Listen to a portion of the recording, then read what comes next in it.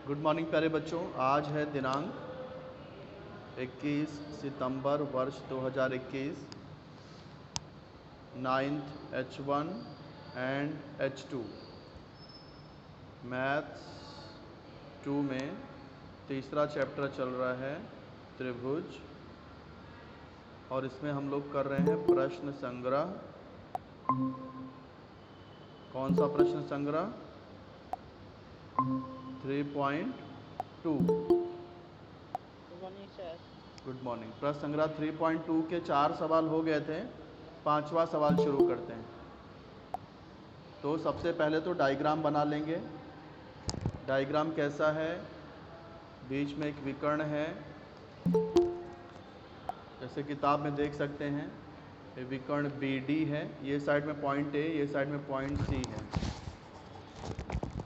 तो ये विकर्ण BD मैंने बना लिया है।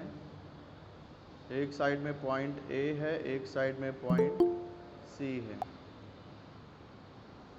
तो ये AB और ये AD।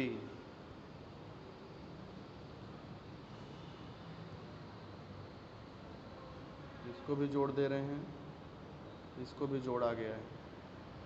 अब इधर क्या देखो, आकृति में AB पर जैसा निशान लगा है, आकृति में AB पर जैसा निशान है, BC पर भी वैसा ही निशान है। AB पर जैसा निशान है, BC पर भी वैसा ही निशान है। फिर AD और DC में भी एक जैसा ही निशान है। AD और DC में भी एक जैसा ही निशान है। तो अब जानकारी क्या दी गई है देखो, दत्त। जो जानकारी यहाँ दी है वो दत्त की हेडिंग में लिखा जाता है। दत्त की हेडिंग डालना है और ये जो दिया है वो लिख दो। जैसे क्या दिया, रेख AB सर्वांगसम BC, तो रेख AB सर्वांगसम रेख BC, ये हमने नोटबुक में लिख दिया। फिर अगली जानकारी क्या है, रेख AD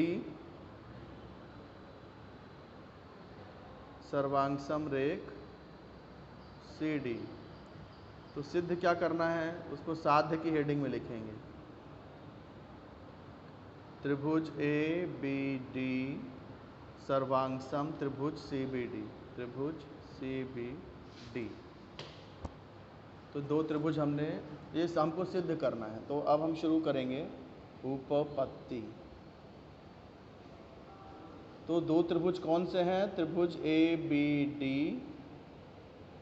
तथा त्रिभुज CBD में देख लेते हैं क्या क्या बराबर दिया है।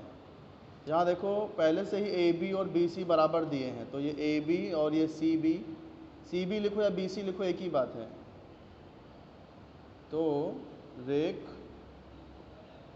AB सर्वांगसम रेख BC, ये हमें दिया गया है। ऐसे ही ये भी दिया है, देखो AD और CD। तो रेख AD सर्वांगसम रेख CD, ये भी जानकारी दी गई है दत्त। इसके बाद देखो ये जो BD है, भुजा BD, तो भुजा BD देखो ये त्रिभुज में भी आ रही है, ये त्रिभुज में भी आ रही है। भुजा BD दोनों त्रिभुज में आ रही है। तो इसलिए यहाँ पर रेख BD सर्वांगसम रेख BD हो जाएगा, कारण सामान्य भुजा।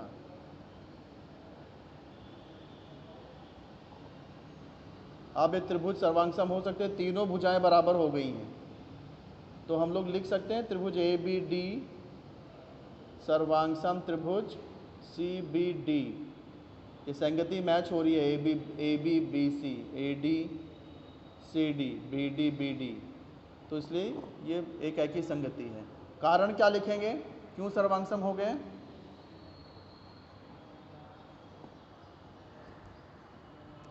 आप लोग जाग रहे हो ना? हाँ सर। तो बताइए क्या कारण है त्रिभुज सर्वांगसम होने का? कारण क्या है, कौन सी कसौटी?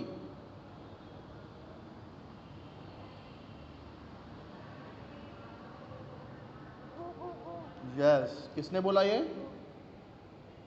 रितिका। ऋतिका ने बोला, शाबाश ऋतिका। भू भू भू कसौटी। तो यहाँ पर आपका 5वां सवाल भी समाप्त होता है। अब एक आखिरी सवाल है 3.2 का 6वां सवाल, वो भी देख लेते हैं। चलो पहले किताब में ही आपको समझा देता हूँ, फिर कैसे लिखना है वो बताता हूँ। यहाँ पर कोण P और कोण R बराबर दिया है। कोण P और कोण R ये बराबर है, दोनों कोण बराबर हैं। रेख PQ और QR भी बराबर है। PQ और QR ये दोनों भी बराबर हैं। सिद्ध क्या करना है? त्रिभुज PQT सर्वांगसम त्रिभुज RQS। ध्यान से देखो, यहाँ पर भुजा PQ और QR ये दो भुजा बराबर दिया है। फिर PQ, उसके बाद एक कोण P और एक कोण कोण P और कोण R ये भी बराबर दिया है। आप ध्यान से देखो, कोण Q इसमें भी है, इसमें भी है, देख रहे हो? कोण Q दोनों त्रिभुज में आ रहा है। हाँ सर। तो कोण Q सामान्य कोण हो गया कि नहीं? हो गया। तो इसका कोण Q और इसका कोण Q भी बराबर हो जाएगा, तो त्रिभुज सर्वांगसम हो गया ना। हाँ सर। देखो PQ बराबर है और कोण P भी बराबर है और कोण Q भी बराबर हो गया, तो कौन सी कसौटी हो गई?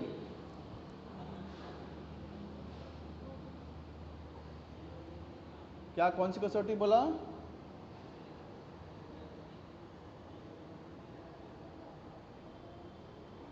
देखो नहीं बेटा, गलत है। मैंने आपको बोला था जब कोई एक ही भुजा सर्वांगसम हो और उसके ही कोण, जैसे कोण P और कोण Q बराबर आ रहा है, तो आपको समझाया था मैंने सबसे पहली कसौटी, एक ही भुजा बराबर है और उस भुजा में जो दो कोण है वही दो कोण भी बराबर हो रहे हैं।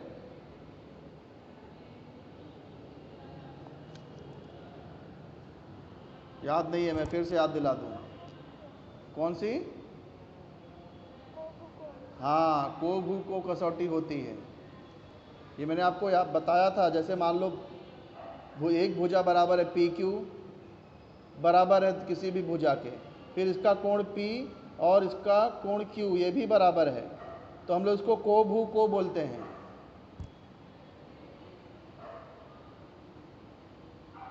तो यहाँ पे वैसे ही हो रहा है ना, PQ QR के बराबर है और कोण P भी यहाँ पे देखो R के बराबर हो गया और कोण Q भी बराबर हो गया। कोण P कोण R के बराबर हो गया, कोण Q Q के बराबर हो गया, सामान्य कोण है। तो जो भुजा दी गई है उस भुजा में जो बिंदु है वही कोण भी बराबर हो रहे हैं, तो वो कोभु को कहलाता है। तो 6वां सवाल पहले आकृति बना लेते हैं।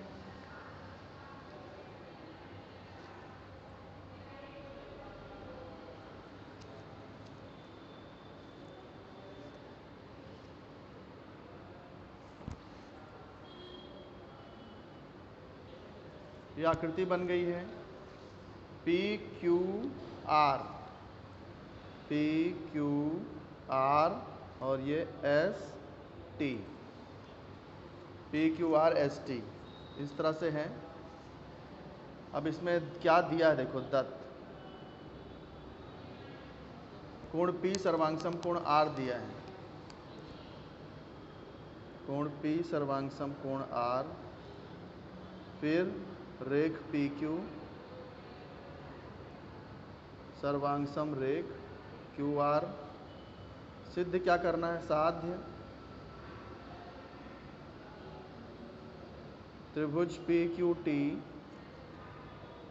सर्वांगसम त्रिभुज RQS। तो हम लोग शुरू कर देते हैं। उपपत्ति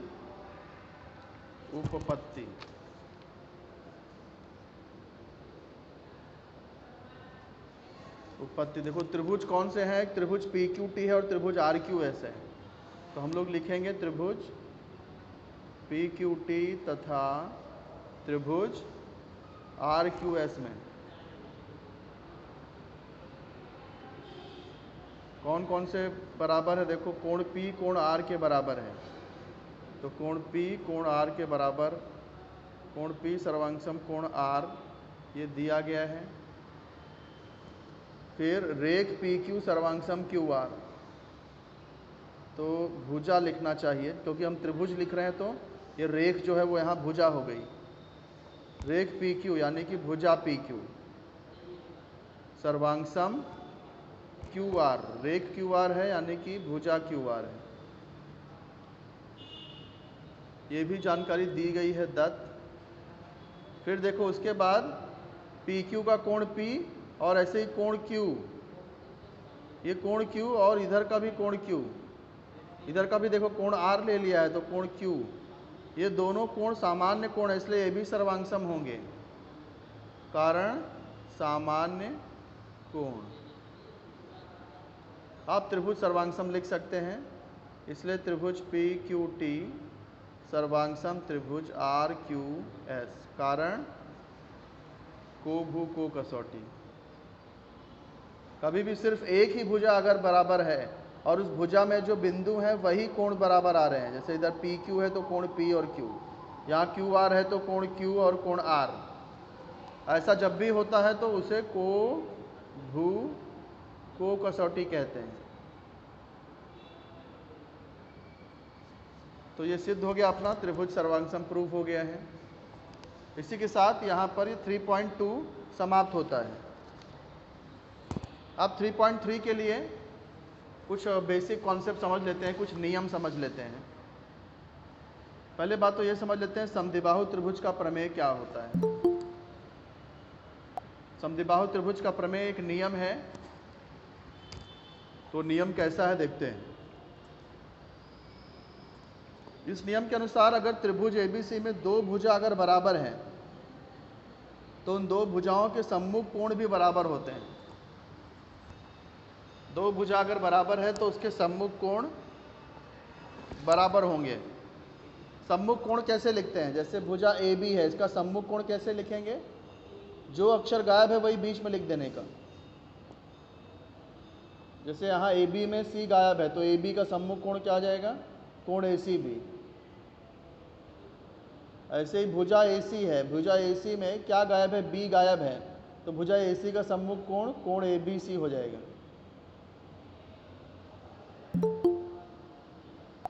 तो दो भुजा अगर बराबर है तो उसके सामने के कोण भी बराबर होते हैं। थोड़ा सा और प्रैक्टिस कर लेते हैं, बहुत इंपॉर्टेंट कॉन्सेप्ट है ये, बार बार लगता है। जैसे मैं अगर त्रिभुज ए बी सी बोलूं और इसकी दो भुजा बराबर लिख दूं, मान लो ए बी बराबर बी सी लिख दूं, तो ए बी का सामने का कोण और बी सी के सामने का कोण भी बराबर होगा।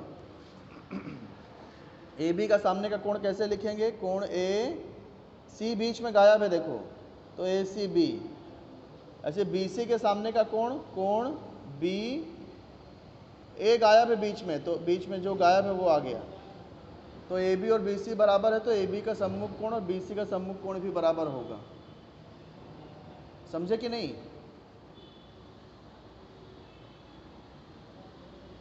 ध्यान दे रहे हो आप लोग? बहुत बहुत इंपॉर्टेंट बात है ये। फिर से देखो, अगर ए बी और बी सी के जगह पे दूसरी कोई भुजा लिखता हूँ, चलो अगर मान लो कि ए सी और बी सी बराबर है तो कौन से कोण बराबर होंगे, कोण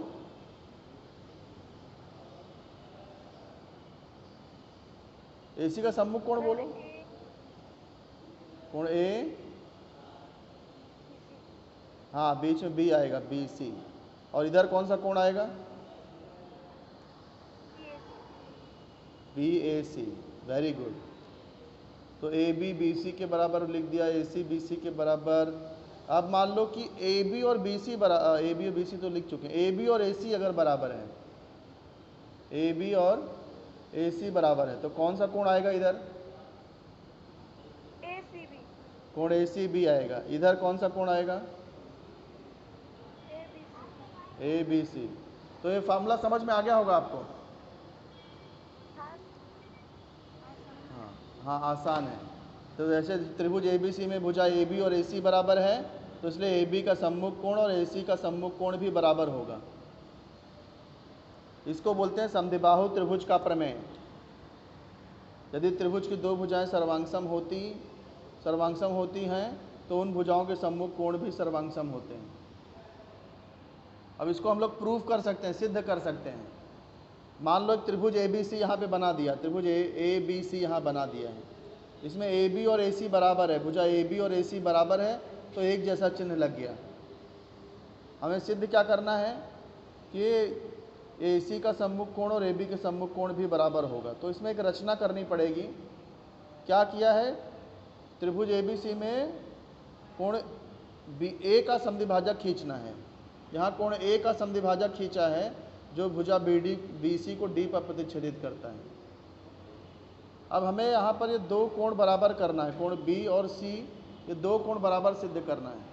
तो अगर मैं दो त्रिभुज को बराबर कर दूँ, सर्वांगसम सिद्ध कर दूँ ए डी बी और ए डी सी को, तो ये जो कोण बी और सी उसके संगत कोण हो जाएंगे। तो त्रिभुज सर्वांगसम होते हैं तो संगत कोण भी सर्वांगसम होते हैं। तो इस प्रकार कोण बी और सी भी सर्वांगसम सिद्ध हो जाएगा।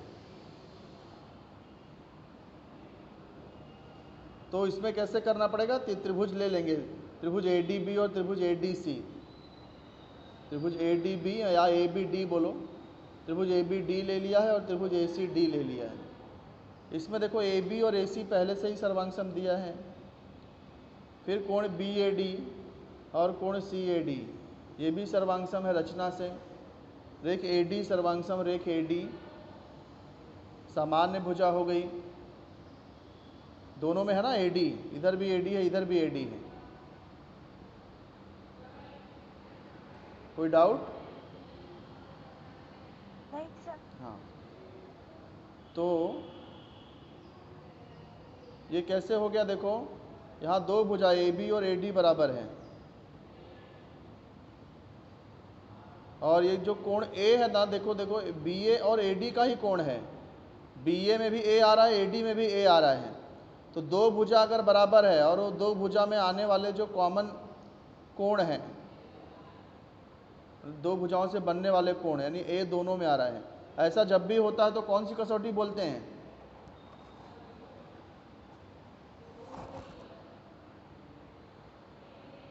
भू को भू, दो भुजा कैसे हुआ बेटा? हाँ सॉरी, बराबर बराबर बराबर, हाँ दो भुजा है, भू को भू बोलते हैं, करेक्ट करेक्ट, रितिका ने बोला ना। फिर किसने? आरती ने बोला है, शाबाश आरती, हाँ शाबाश। तो त्रिभुज एबीडी सर्वांगसम त्रिभुज एसीडी, कारण भू को भू कसौटी।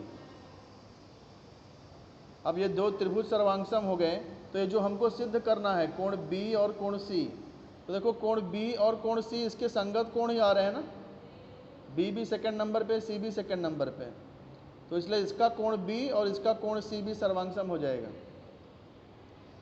तो इसका कोण सी कैसे लिखेंगे आरती?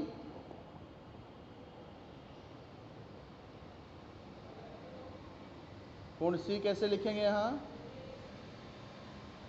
यहाँ कोण, यस, कोण ए सी डी, कारण सर्वांगसम त्रिभुजों के संगत कोण। तो देखो प्रूव हो गया, सिद्ध हो गया ना, दो भुजा बराबर थी उसके सम्मुख कोण बराबर सिद्ध हो गए। तो इस तरह के सवाल आ सकते हैं एग्जाम में।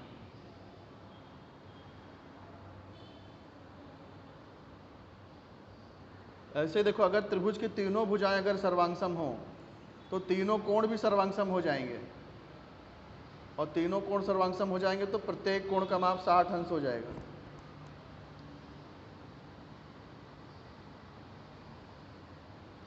फिर समद्विबाहु त्रिभुज के प्रमेय का विलोम भी समझ लेते हैं। विलोम ठीक उसका उल्टा, जैसे मैंने आपको बताया था कि दो भुजा अगर बराबर है तो उसके सामने के कोण भी बराबर होते हैं। ऐसे उल्टा भी होता है कि दो कोण अगर बराबर है तो उसके सामने की भुजा बराबर होगी। जैसे यहाँ की कोण Q और कोण R बराबर है, तो कोण Q की सम्मुख भुजा क्या हो जाएगी? कोण Q की सम्मुख भुजा Q को छुपा दो, क्या बचा? PR। तो कोण Q की सम्मुख भुजा PR, कोण R की सम्मुख भुजा R को छुपा दो, PQ। तो दो कोण अगर बराबर होते हैं तो उनके सामने वाले जो भुजा होती है वो भी बराबर होती है। तो ये नियम ध्यान रखो, इसका प्रूफ जो है एग्जाम में नहीं पूछा जाएगा, रिड्यूस कर दिया गया। तो दो नियम मैंने आपको बता दिया, त्रिभुज में दो भुजा बराबर है तो उसके सामने वाले कोण भी बराबर होते हैं, और ठीक इसका उल्टा भी होता है किसी त्रिभुज में दो कोण अगर बराबर हैं तो उसके सामने की भुजा भी बराबर होती है। ये दो नियम समझ में आ गया अच्छे से? हाँ सर। हाँ। अब आगे हम लोग समझ लेते हैं 30, 60, 90 माप वाले त्रिभुज का गुणधर्म। किसी कोण का, किसी त्रिभुज में अगर एक कोण का माप 30 है, एक कोण का माप 60 है, एक कोण का माप 90 है, तो उसमें क्या नियम लगता है?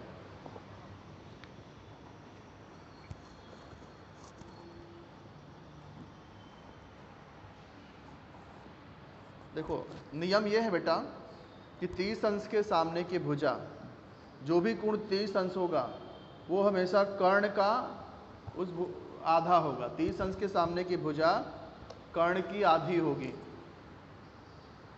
जैसे कि यहाँ पर देखो C 30 अंश है, 30 अंश के सामने की भुजा कौन सी है?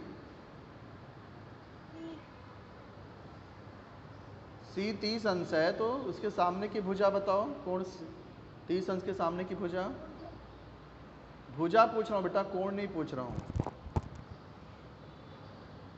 यहाँ त्रिभुज ABC है और कोण C 30 अंश है, तो 30 अंश के सामने की भुजा कौन सी होगी?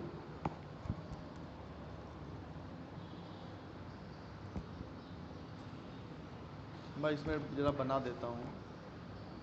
त्रिभुज ABC है, इसमें कोण C 30 अंश है, C का माप 30 अंश है, A का माप 60 अंश है,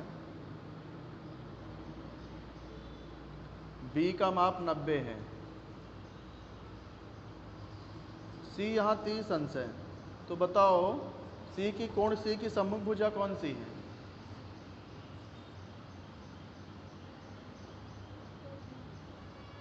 भुजा बेटा क्या, भुजा कौन कौन सी? यहाँ एक भुजा AB है, एक भुजा BC है, एक भुजा AC है।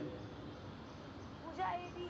यस, मैं 30 अंश का सामने का पूछ रहा हूँ, तो C को छुपा दो, तो 30 अंश के सामने का यानी भुजा AB हो गया। ऐसे कोण A का सम्मुख भुजा पूछूं तो? भुजा BC। हाँ, A को छुपा दो, तो 60 अंश की सम्मुख भुजा BC हो गई। कर्ण की, फिर कर्ण कौन है इधर? कर्ण 90 अंश के सामने को कर्ण बोलते हैं, तो B यहाँ 90 है, तो B के सामने वाली भुजा कर्ण कहलाएगी। तो कौन कौन सी कर्ण हुई फिर बताओ? AC।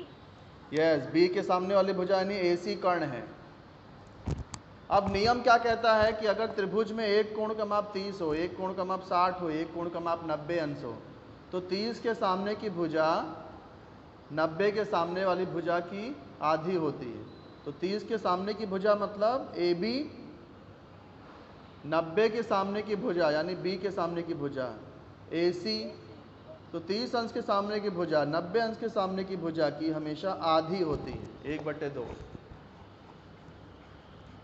कुछ समझे मैं क्या बोल रहा हूँ? नहीं सर।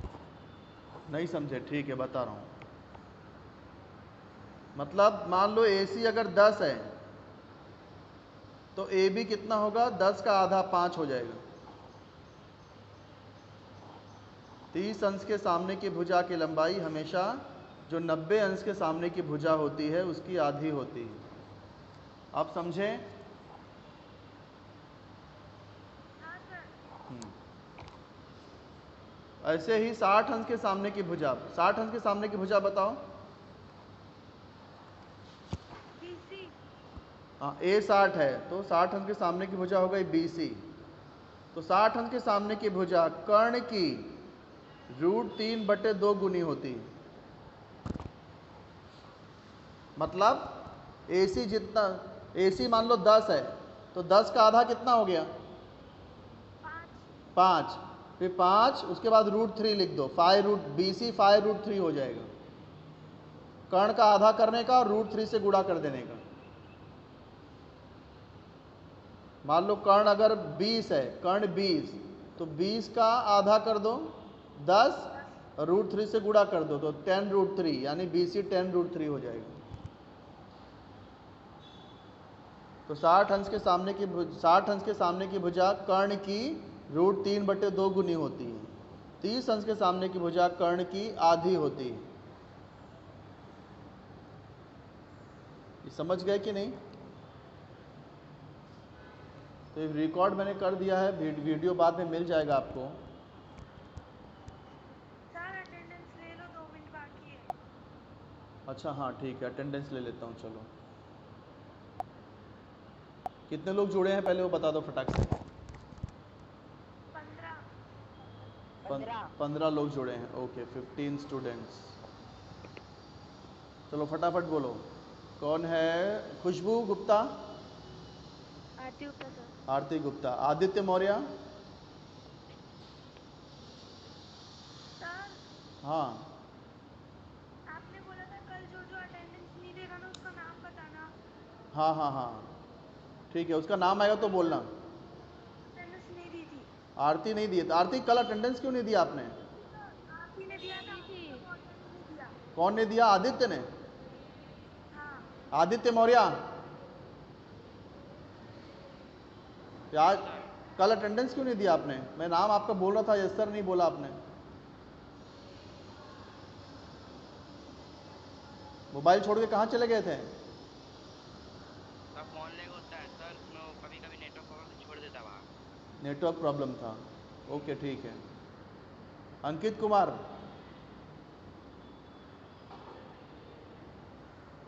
अंकित कुमार अटेंडेंस नहीं दे रहा है, ठीक है। कल इसका भी नाम बताना जरा। Arjun Bhati, yes sir, Bhati Arjun. हाँ। हरीश कुमार, ऋतिका प्रजापति। रितिका। कविता गुप्ता, सर बीना गुप्ता। बीना गुप्ता। केतन कुमार, इसने भी नहीं दी थी सर कल अटेंडेंस। केतन कुमार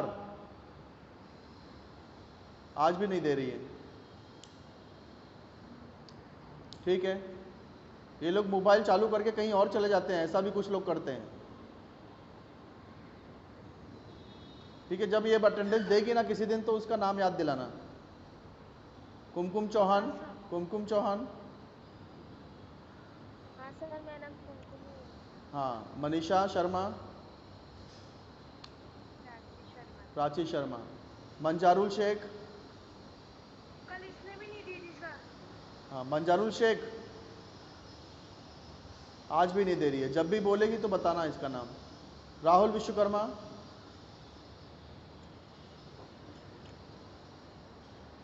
कुछ बोला लेकिन आवाज़ नहीं आई, ठीक है। रामबरन कनौजिया, मनीष कनौजिया। मनोज कनौजिया। समीर प्रजापति, समीर। मनीष कनौजिया। शिवांगी कांडू, हाँ मिला बेटा मनीष कनौजिया। समीर प्रजापति का हो गया ना। शिवांगी कांडू,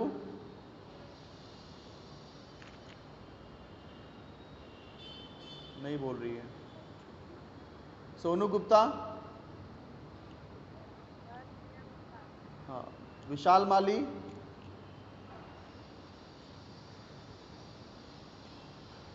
सर विशाल माली। विशाल माली, ठीक है बेटा। एक एक करके लेफ्ट हो जाइए आप लोग, टाइम हो गया है आपका। Hi sir. बाय बेटा, बाय बेटा।